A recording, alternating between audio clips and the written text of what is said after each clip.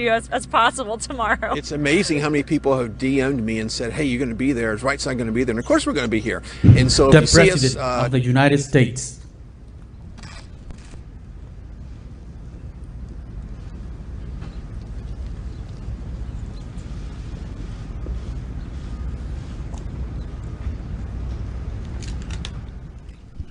Thank you very much. Thank you. It's beautiful out here this time of year. In the past 9 months, my administration has initiated the single greatest mobilization in U.S. history, pioneering, developing, and manufacturing therapies and vaccines in record time, numbers like nobody's seen before. No medical breakthrough of this scope and magnitude has ever been achieved this rapidly, this quickly, and we're very proud of it, and I had tremendous help from the military, generals, admirals, and many of the great people at the White House.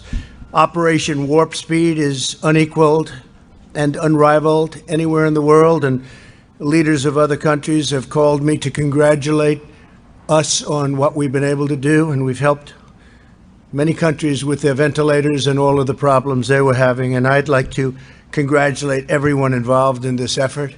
It's been an incredible effort. As a result of Operation Warp Speed, Pfizer announced on Monday that its China virus vaccine is more than 90% effective. This far exceeds any and all expectations. Nobody thought they'd get to that level. And we have others coming which we think will be at equal level, maybe more if that's possible.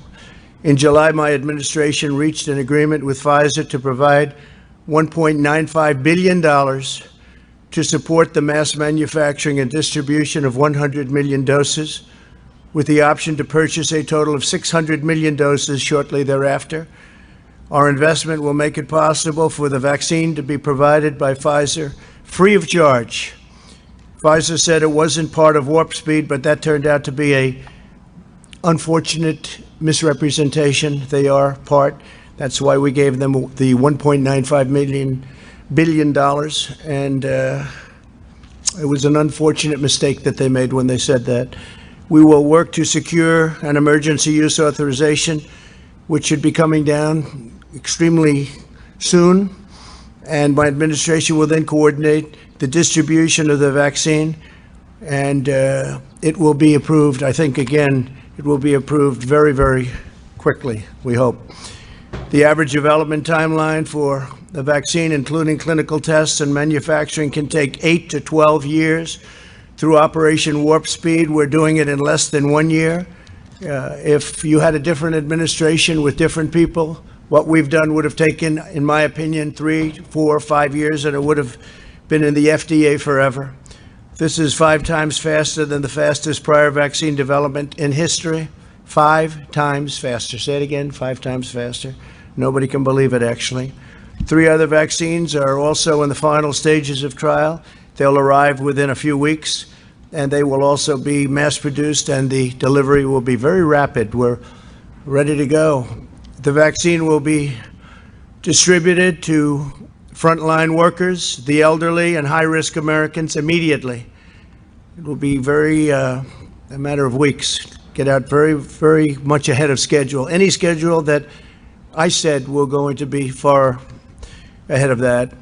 We know that this virus primarily targets older populations and those with underlying health conditions, while over 99.98% of those under the age of 50 make a full and quick recovery. By giving the vaccine to high-risk individuals right away, we will dramatically reduce hospitalizations and deaths. Case levels are high, but a lot of the case levels are high because of the fact that we have the best testing program anywhere in the world. We've developed the most and the best tests, and we test far more than any other country, so it shows, obviously, more cases. By vaccinating the elderly and the high risk, we will effectively end this phase of the pandemic and allow seniors to reclaim their golden years, the golden years of their lives, which is so incredible. And it's about time that they can have those golden years. Again, this process is starting right away. Millions of doses will soon be going out the door. They're all ready, waiting for that final approval. As soon as April, the vaccine will be available to the entire general population, with the exception of places like New York State, where, for political reasons, the governor decided to say, and I don't think it's good politically. I think it's very bad from a health standpoint, but he wants to take his time on the vaccine. He doesn't trust where the vaccine's coming from. These are coming from the greatest companies anywhere in the world, greatest labs in the world. But he doesn't trust the fact that it's this White House, this administration. So we won't be delivering it to New York until we have authorization to do so. And that pains me to say that. This is a very successful, amazing vaccine at 90% and more. But so the Governor Cuomo, will have to let us know when he's ready for it. Otherwise, we can't be delivering it to a state that won't be giving it to its people immediately. And I know the people of New York very well. I know they want it. So the governor will let us know when he's ready. He's had some very bad editorials recently about this statement and what's happened with respect to nursing homes and his handling of nursing homes. And I hope he doesn't handle this as badly as he's handled the nursing homes. But we're ready to provide it as soon as they let us know that they'll actually use it. And again, it's a very safe and a great vaccine. Already we have among the lowest case fatality rates, our country, anywhere in the world, the entire world, and we've performed significantly better than our peer countries. As far as therapeutics are concerned, my administration's also made critical investments in therapies that have helped reduce the mortality rate by 85%. That's, to me, one of the most exciting things. It's incredible, some of the antibody vaccines and others that have come out and have really helped people. 85%.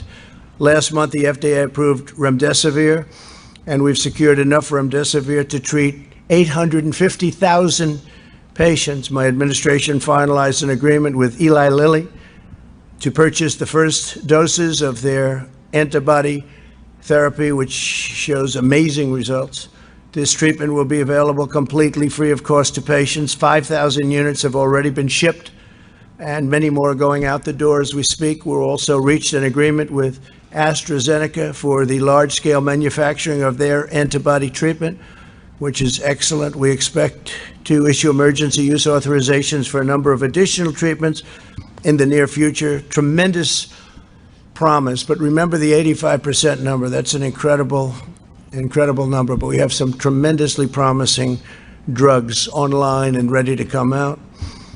We have ensured that our frontline workers have all the tools they need. My administration's invoked the Defense Production Act and related authorities over 100 times and have made a historic investment into our industrial base. All states that requested PPE from the federal government have received the PPE almost immediately upon request. Every American who needed a ventilator has had access to a ventilator. Think of that. Very complicated piece of equipment, very expensive. And we haven't had one person in this whole country that has requested or needed a ventilator that hasn't had it. Every single request has been immediately filled. So that was something that was a great job. And now we're helping the rest of the world with ventilators because it's a very hard thing. We're producing them thousands of ventilators a month. The federal government has 22,000 beds immediately available for states and jurisdictions that need additional capacity. But we think that it's going to start going down, possibly very quickly. We'll see what happens. But with the vaccine, you'll see numbers going down within a matter of months, and they'll go down very rapidly. As we continue to combat the virus, our economy is rebounding far beyond any expectations. I see the stock market's up almost 400 points today again, and it's ready to break the all-time record. Our jobs records are incredible. The job numbers are incredible. In the last 6 months, we've created over 13 million jobs and slashed the unemployment rate by more than half. Last quarter, we witnessed the fastest economic growth ever recorded in the history of our country, 33.1%. It's a number that is more than double our highest. That was in 1952, and we've more than doubled it. The United States experienced the smallest economic contraction and the most rapid economic recovery of any major Western nation. We went down less and we went up more, which is quite a combination of facts.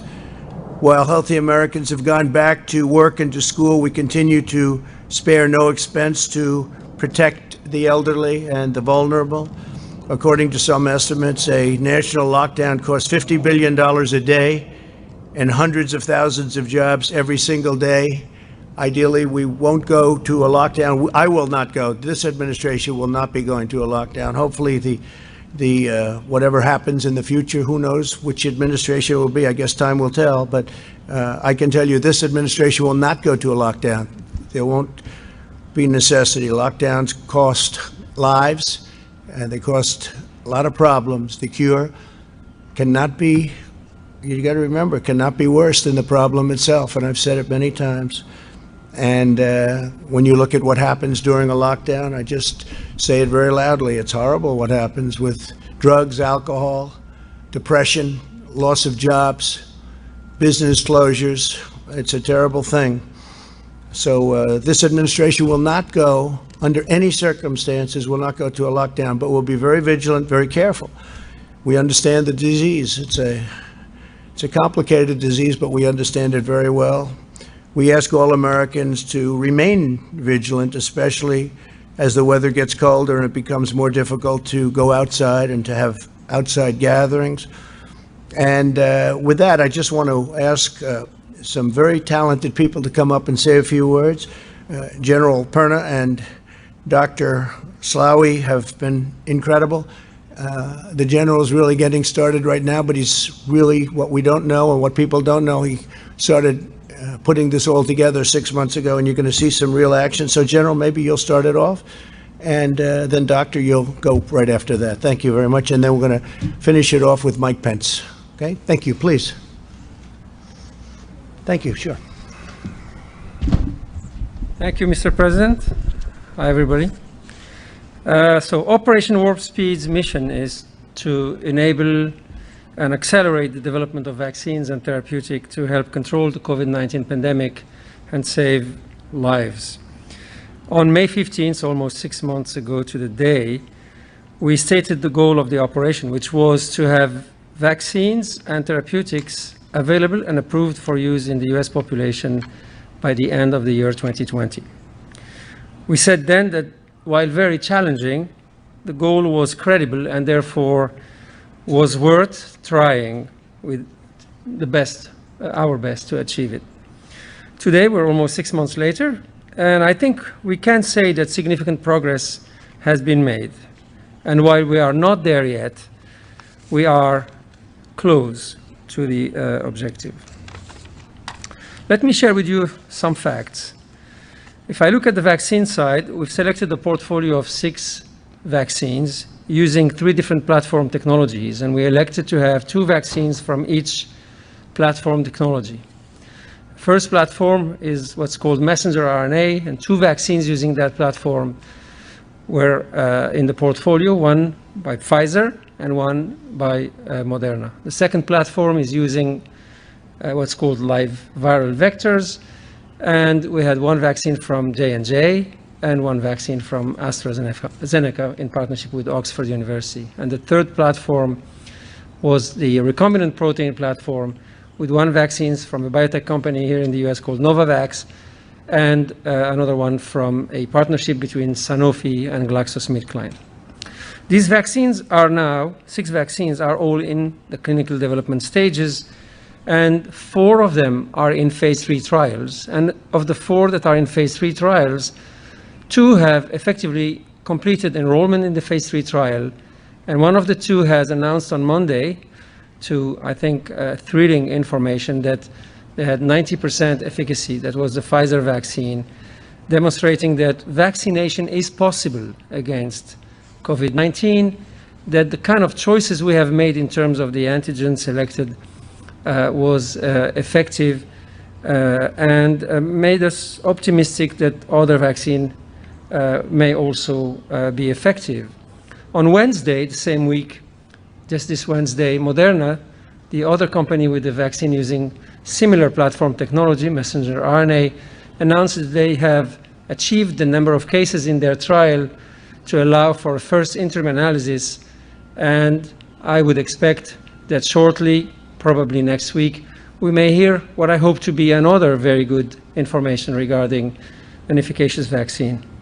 The two other vaccines that are in phase 3 trial that are using the live vector platform, the J&J vaccine and the AstraZeneca vaccine, have recruited already a few thousand subjects in their trials. I would like to take this opportunity to invite as many Americans as possible who would like to volunteer to participate in these clinical trials, as that's the only way we are able to achieve a demonstration of the safety and the efficacy of these vaccines. The last two vaccines, the recombinant protein vaccines, are planned to start their phase 3 trials within the next few weeks. And while we are developing this vaccine, we haven't only looked at the clinical development, of course, in partnership with the companies that are the sponsors for the vaccine. We also invested very significantly in the manufacturing of this vaccine in such a way as to, when we have the clinical efficacy demonstration with these vaccines, we would also have vaccine doses to be able to immunize the US population. So the two vaccines that are completing their phase 3 trial are likely to be filing their files with the FDA for a potential emergency use authorization within the next few weeks. And hopefully, if approved, they could be used for immunization in the US population in the month of December. And we plan to have enough vaccine doses available for use in the US population to immunize about 20 million individuals in the month of December, and another 25 to 30 million per month on an ongoing basis from there on. And as of the month of February or March, if we have more vaccines approved, such as the live vectored vaccine, we may be able to immunize a larger number of Americans on an ongoing basis per month. Operation Warp Speed didn't only focus on vaccines. We also looked at therapeutics, and we have worked with a number of companies developing monoclonal antibodies in particular that are able to neutralize the virus. As Mr. President said, we have announced partnerships with Eli Lilly, with Regeneron, and with AstraZeneca. And on Monday, Eli Lilly's monoclonal antibody was granted an emergency use authorization to treat patients that are infected and at risk of hospitalization. The Regeneron monoclonal antibodies have been also filed for emergency use authorization, which is currently under review and is potentially reaching approval within the next few weeks. And finally, AstraZeneca just in the last few days has received a green light to start 2 large phase 3 trials with their monoclonal antibodies supported by Operation Warp Speed to prevent the acquisition of COVID-19 disease in very frail subjects or in very high-risk subjects as a protective alternative to a vaccine. So, potentially 2 vaccines and 2 therapeutics may be granted an emergency use authorization before the end of this year. I think it's a remarkable achievement within a period of 6 to 7 months. It is important to note that this progress has been achieved without any political interference. I said it many times. And at every step has been and is being judged by independent expert bodies, whether it's when the FDA grants the green light to go into clinical trials, or whether when the data safety monitoring boards review the safety of the studies on an ongoing basis and sometimes put them on hold, as I'm sure you have witnessed with the AstraZeneca vaccine, for instance. And these same data safety monitoring boards are the independent boards of experts that analyze the efficacy of the vaccines and the safety of the vaccines and tell the companies whether they should progress with the filing of an emergency use authorization or not. So it's not the companies, it's not Operation Warp Speed, it's not the US government, it is independent experts that assess the safety and the efficacy of the vaccines that are being tested. And when the FDA will review these vaccines and these therapeutics, they will also have the advice, public advice, from boards. One of them is called the VRBPAC, that is the advisory board to the FDA for vaccine reviews. After review of the data transparently and available to everybody to look into, before the FDA then make its decision to either authorize a vaccine or not authorize it.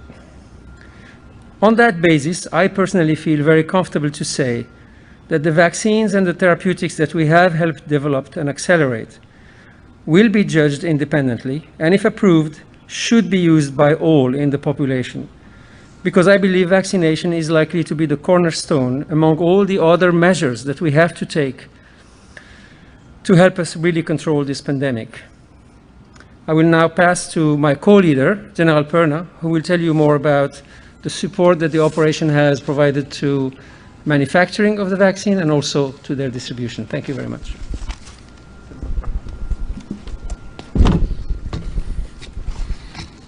Mr. President, thank you for allowing me to continue service of our great nation as the co-leader with Dr. Moncef Slaoui on this mission. Let me start by emphasizing for me, what is Operational Warp Speed about? It is about saving lives. And it is a Herculean task that the President put us on many months ago. And as Dr. Slaoui just laid out, we are making steady progress and we are ready to execute.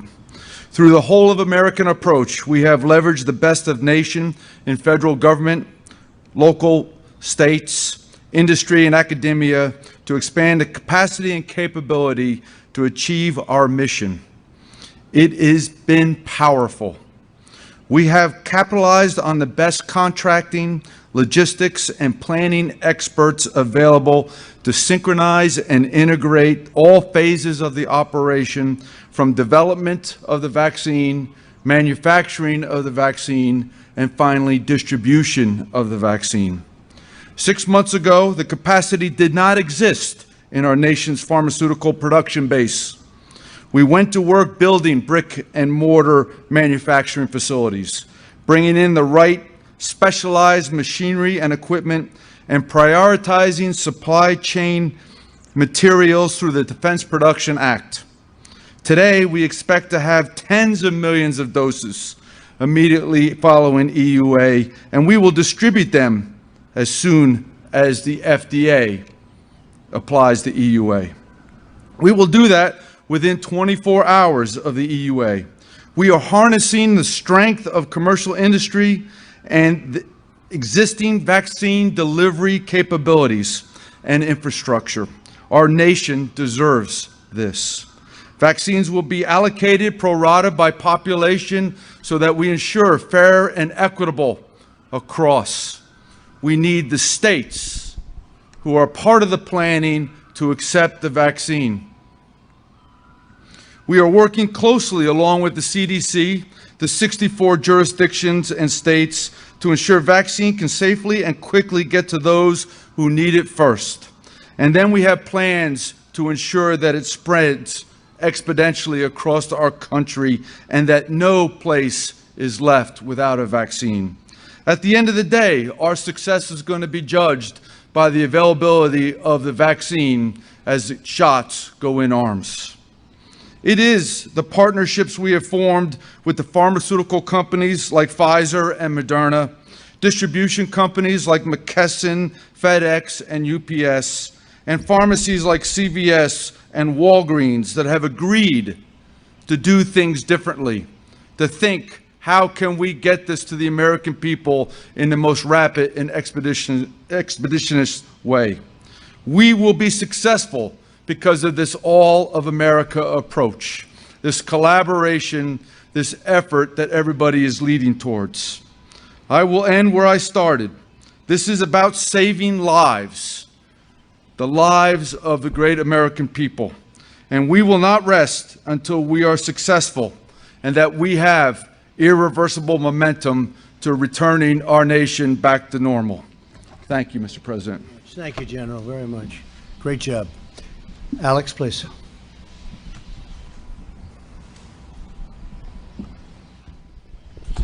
Thank you, Mr. President, for providing the leadership that's gotten us where we are today. The success that Operation Warp Speed has realized so far has been made possible only because of the bold vision you announced not even 6 months ago, right here in the Rose Garden. To highlight 3 of the remarkable accomplishments we've seen just this week. First, Pfizer announced very promising data on its vaccine candidate.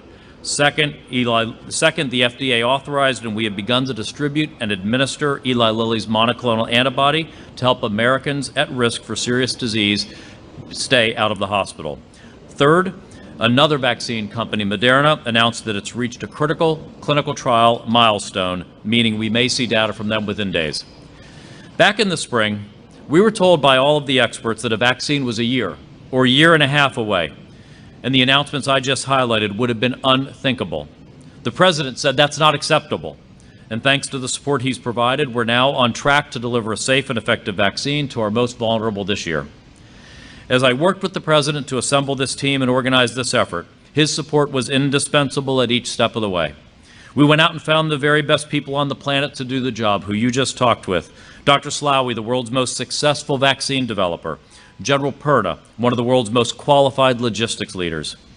When I first talked to Dr. Slaoui and General Perna about our goals and recruited them to this effort, we dreamed of being at the point we're at today, on track to achieve the incredibly ambitious goal we set together. The President gave us the full financial support we needed, enabling us to invest more than $10 billion to de-risk vaccine companies' development efforts and manufacture product in advance. Our completely unprecedented partnership with the Defense Department has given us a comprehensive public-private plan for distribution and helped each Operation Warp Speed vaccine maker secure what they needed for manufacturing, including Pfizer's ongoing production this week. Operation Warp Speed has always had one goal: saving lives. The President has given OWS the independence it needs to achieve that goal and ensured that we're following the procedures that Americans expect for any medical product they take. At every step, ensuring patient safety has been our top priority. This process has been driven solely by science and data. So it's a shame that some, one example being the governor of New York, have actually injected politics into the process and suggested the possibility of intentionally delaying access to an FDA-authorized vaccine, which is simply unconscionable. Because the President has delivered the full funding we need, the best people on the planet, and real independence for this project, Operation Warp Speed is doing something that's never been done before in history. This success means there is light at the end of the tunnel. Right now is not the time to let our guard down. We continue to encourage Americans to follow the 3 W's. Wash your hands, watch your distance, wear a mask when you can't watch your distance, and avoid settings where you can't do those things. Because of the incredible American spirit, because of what great scientists and public servants and innovators have done through Operation Warp Speed, we have such a bright future ahead of us. If we continue to protect ourselves, our families, and our communities, then I firmly believe that future will be here very soon. Thank you, Mr. President, for making that very bright future possible for the American people. Thank you very much. Appreciate it. Thank you. Mike Pence, please.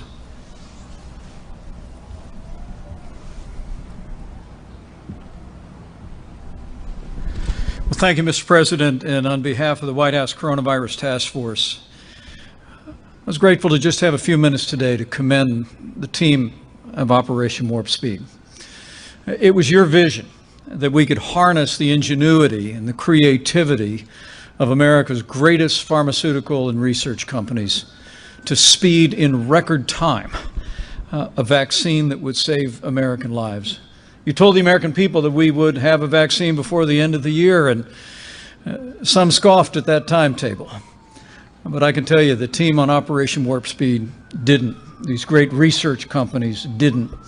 And as you've articulated here, Mr. President, the American people can be comforted with all the news this week that help is on the way, that literally pending FDA approval of the Pfizer vaccine and perhaps very soon, another vaccine that will be submitted by Moderna and even other companies that before the year is out, we'll be able to administer a vaccine to tens of millions of Americans, as you've said, Mr. President, beginning with those most vulnerable, beginning with our seniors all across this country, beginning with our healthcare workers and first responders at the point of the need. It is an unprecedented medical mobilization, the greatest in the history of our country, and I join you in commending this team. Let me also say, Mr. President, that the White House Coronavirus Task Force will be meeting with our nation's governors in our regular conference call this Monday. We'll be reviewing with them the progress on the development of a vaccine, our plans for distribution, but we'll also be reviewing each and every state's specific plans for distributing the vaccine.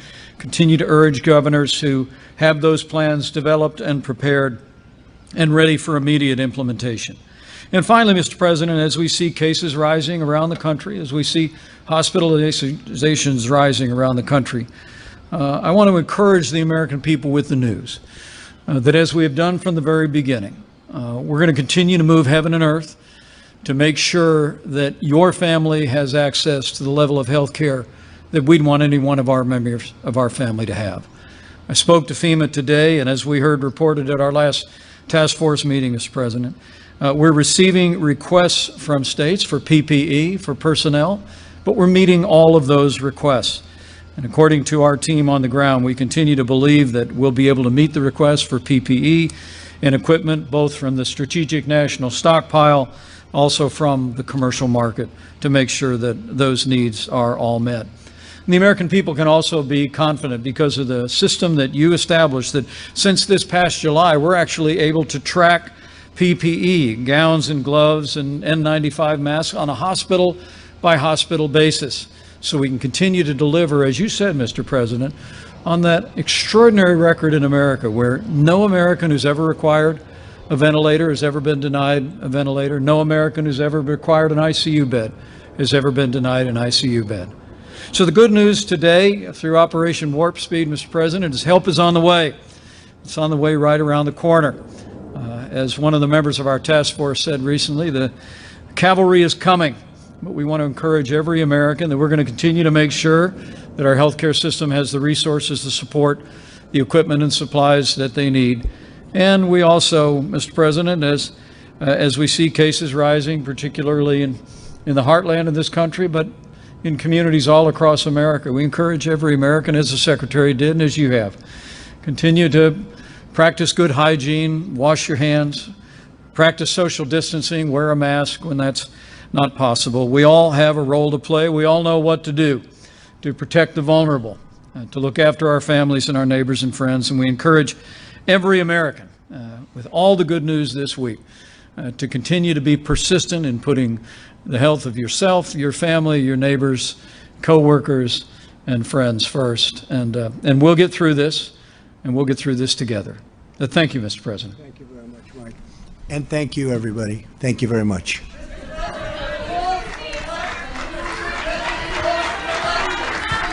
When we said he lost the election, sir.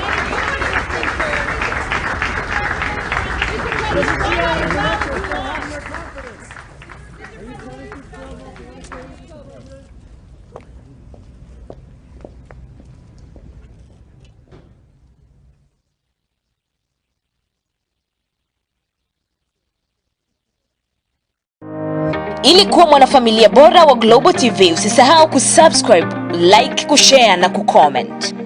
Baada ya kusubscribe, bonyeza alama ya kengele ili kupata taarifa kwa kila video inayopanda Global TV Online.